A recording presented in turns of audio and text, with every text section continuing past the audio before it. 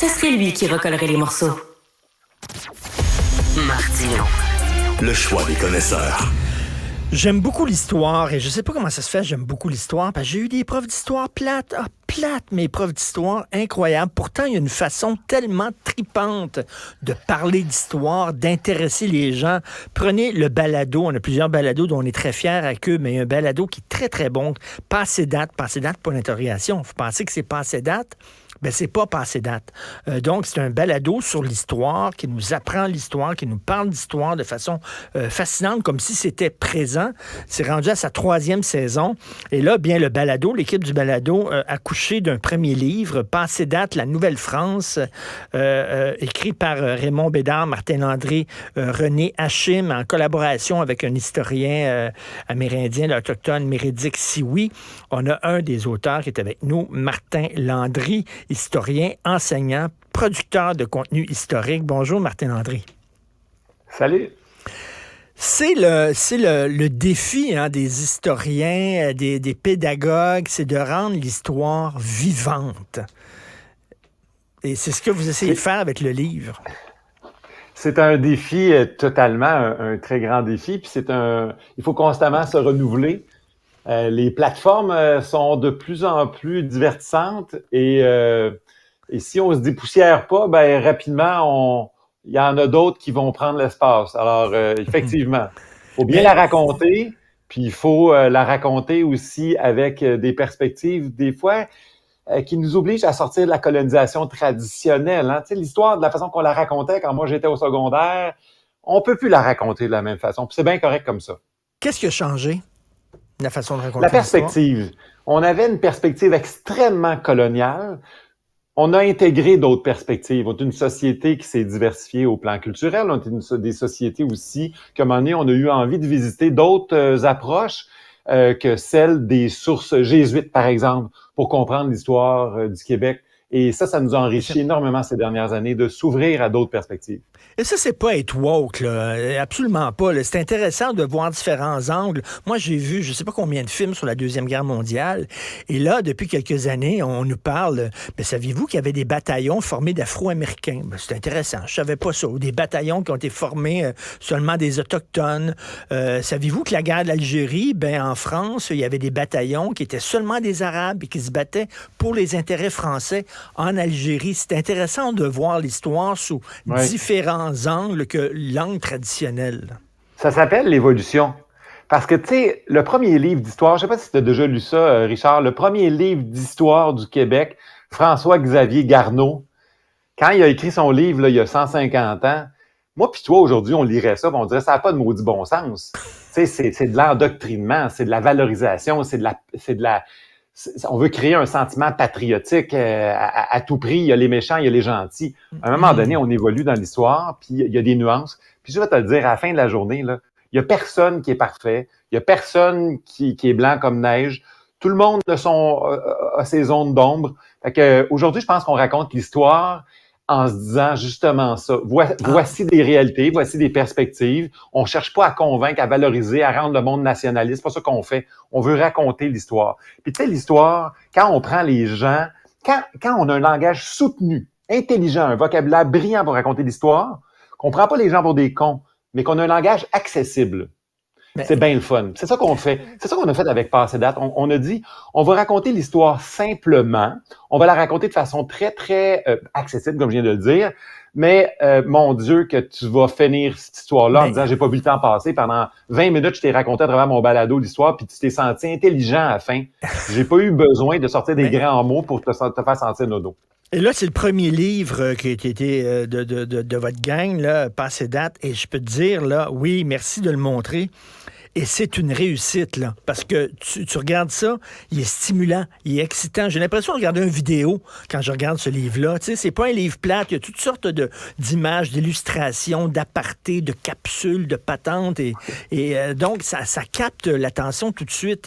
Et je veux dire, Martin, tu as dit une phrase très intéressante. On veut pas faire l'histoire pour rendre les gens nationalistes, par exemple. Ou alors faire l'histoire pour rendre les gens fédéralistes, tout ça.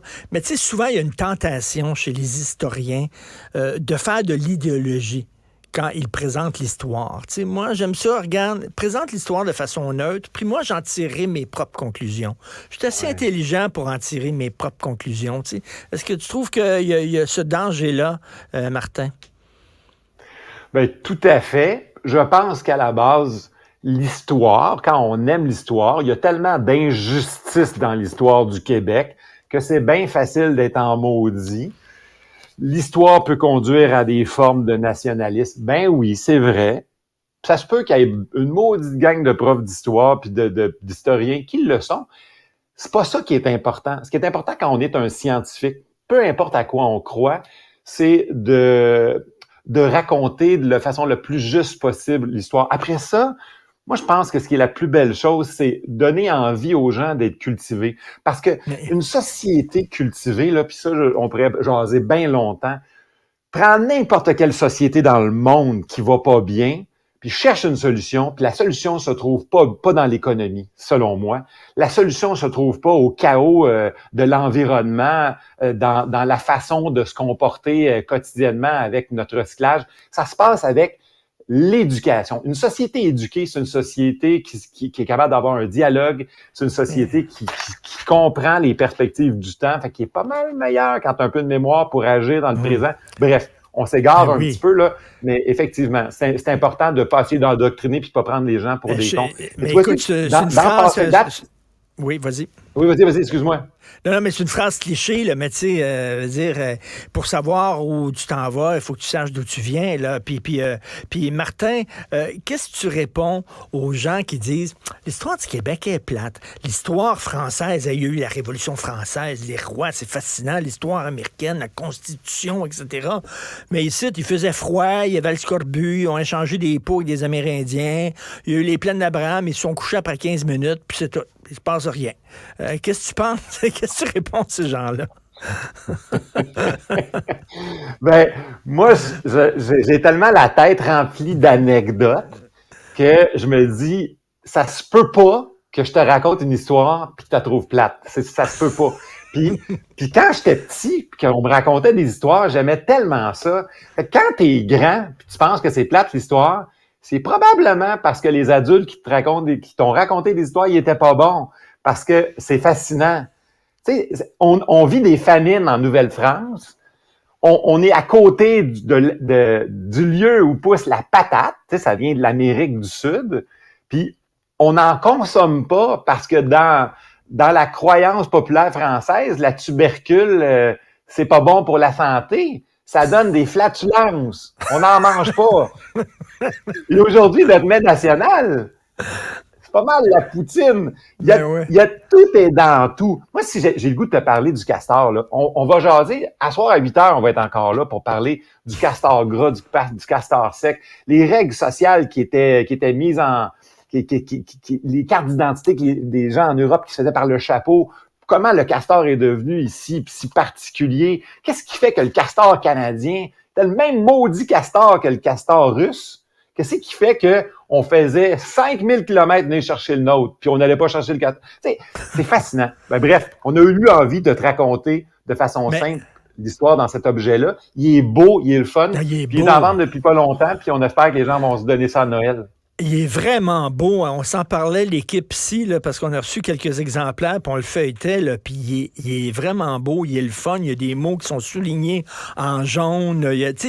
Vous l'avez fait en disant, là, on va en mettre plein la vue là, pour accrocher les gens. C'est ça, quand il faut que tu prennes les jeunes, puis il faut que tu les accroches par le col en disant, regarde ça, là, je vais te parler d'histoire, puis ça va être le fun.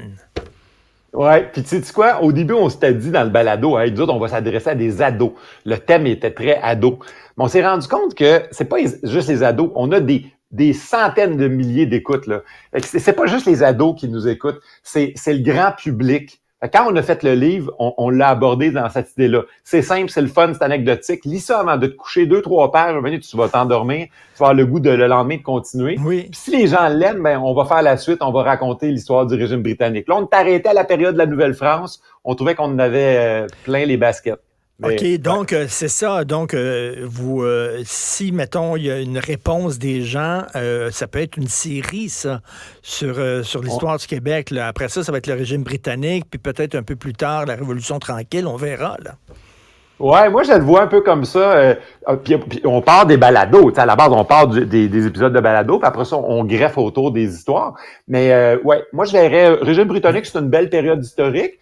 Puis après ça, peut-être, tu sais, le segment, je te dirais, entre l'arrivée de la période 1840, l'acte d'union, là, quand on dessine le Canada, jusque dans les années, peut-être la Première Guerre mondiale, là, avant qu'on s'affranchisse, tant qu'on reste dans un impérialisme britannique encore très puissant.